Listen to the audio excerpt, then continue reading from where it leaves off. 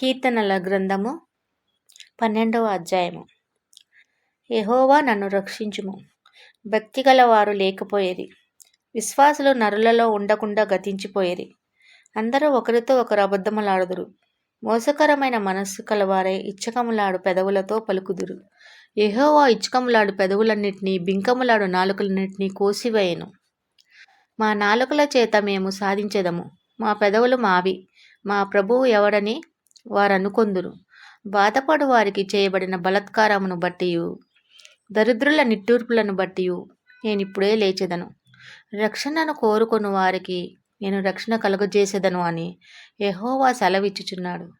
యెహోవా మాటలు పవిత్రమైనవి, అవి మట్టి మూసలో 7 మార్లు కరగి ఊదిన వెండి అంత పవిత్రములు. యెహోవా, నీవు దరిద్రులను కాపాడెదవు. ఈ తరము వారి చేతిలో నుండి వారిని నిత్యము రక్షించెదవు. నరులలో నీచ ప్రవర్తన ప్రబలమైనప్పుడు దుష్టులు గర్విష్ఠులే నలుదిక్కుల తిరుగులాడుదురు. హల్లెలూయా.